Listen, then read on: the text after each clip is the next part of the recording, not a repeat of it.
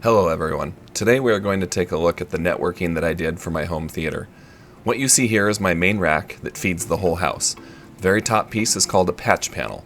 This one is from Monoprice. A patch panel is an optional piece of network equipment that makes it easier to terminate your incoming network cables. Then on the front side of the panel, you can use smaller jumper cables to connect from the patch panel to your network switch or router. It gives you a lot of flexibility if you are like me and like to make changes or expand on your network, just like we're doing in this case. Here are 4 new Cat 6 network cables that we're going to run from the patch panel to the home theater rack and projector box. These 3 will go to the rack and 1 will go to the projector. And you may notice that even though I did label these network cables, I didn't mark the rack cable 1, cable 2, cable 3, so I don't know which ends go to which ends at the opposite sides, but I'll show you a trick on how I figured that out later on in this video. Here's the back of the patch panel. You can see my existing network cables are all terminated into that panel.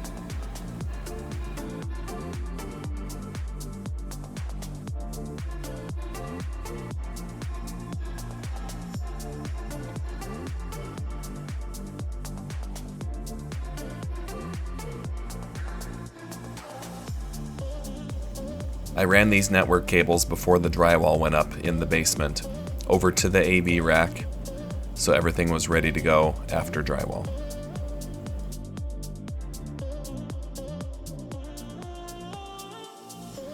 Here are some of the tools required to terminate your own network cable ends. On the left is a tester to make sure your cable doesn't have any crossed wires. The blue tool is a crimper for putting your cable ends onto the cable itself. Then you have the cable ends themselves, and some scissors and wire strippers. The only thing I forgot in this picture was the strain relief boots, which you'll see in a second.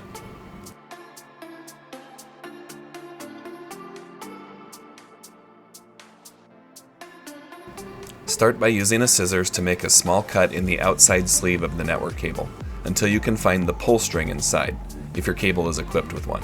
This makes it easier to strip back the outside sheath of the cable. This particular cable has a white plastic separator inside of it, so you can cut that off and start untwisting your wire pairs.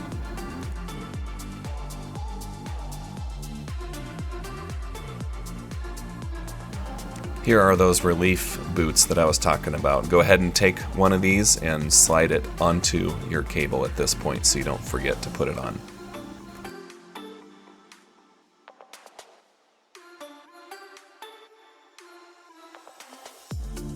After your wires are untwisted, you can start lining them up in the correct order. There are 2 different ways, but the most common one is this B method as seen in the picture. There is also an A version, so make sure you are following the correct diagram for your needs. This particular connector is called a pass-through connector, and the wires go all the way through. I really like these connectors. It is another way to verify your wires are in the correct order. Simply cut off the ends as close to the connector as you can. Then you can pull the wire back into the connector ever so slightly to make sure they are inside of the connector and not able to touch each other or short out. Next, you take your crimping tool, insert the connector into it, and give it a good squeeze. I like to squeeze each connector twice just to make sure it's good and tight with a good connection. And finally, take the boot and slide it up until it lines up with the connector, and you have a finished end of your network cable. Now we will connect the opposite end of the cables to the back of the patch panel. Start by exposing and untwisting all of your wires, then find the correct location on the patch panel you want to make your connection, and get ready to follow the diagrams for the B pattern again. You can see here that the wires have been inserted into the proper locations following the pattern and are now ready to be punched down with the punch tool.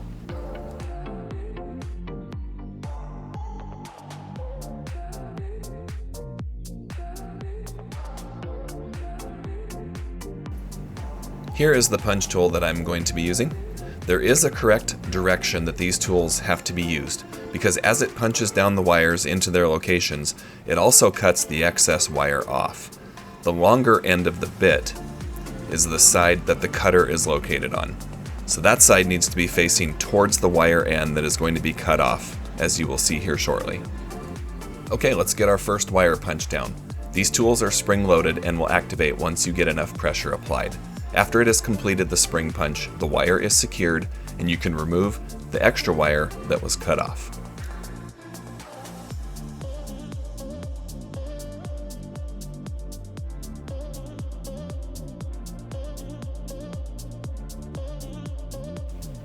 And here's a little pro tip. Twist all of your wires together so that they stay together and don't go flying everywhere as you are punching them down.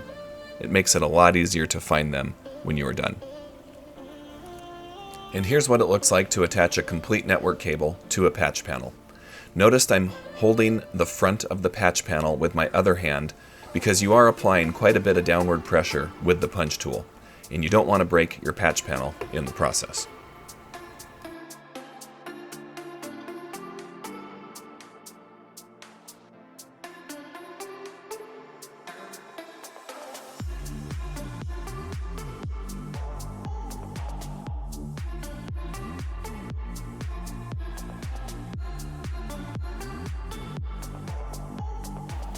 And that's the completed look, with all wires attached to the patch panel.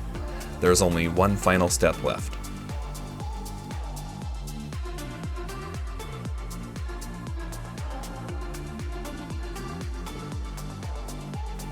And the final step is to simply push on these caps that go over all the wires you just installed. This helps to secure the wiring in place and also makes it easier to see which locations are still open for future network cable installs.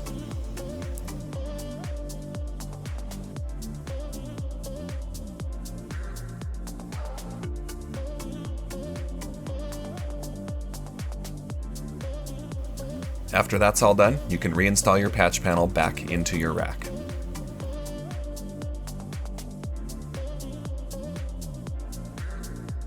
Using this network cable tester, I'm going to accomplish two things.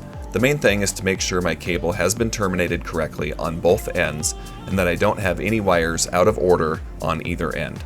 The second thing this is going to help me with is figuring out which of the three cable runs go with which end, so that I can label them properly this time around.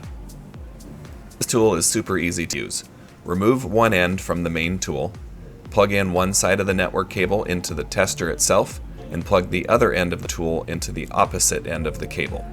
Since I'm using a patch panel, I will use a short jumper cable to attach the end into the patch panel port.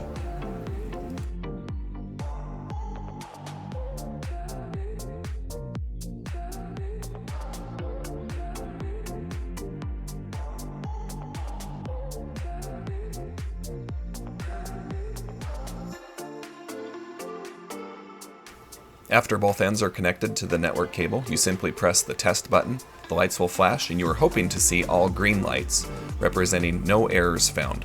And since I didn't know which wire end went with which wire, I had to try this several times until I got the correct ends hooked up to each other.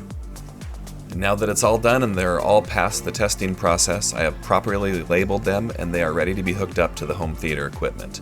The three runs will be hooked up to an NVIDIA Shield Pro, the Denon AVR, and the Panasonic UB820 4K player.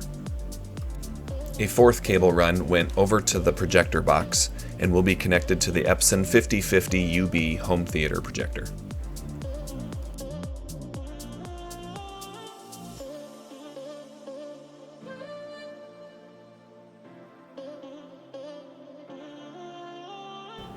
And that does it for this video. Thanks for watching. Please consider subscribing for more upcoming videos, and leave me a comment below if you have any questions. We'll see you next time.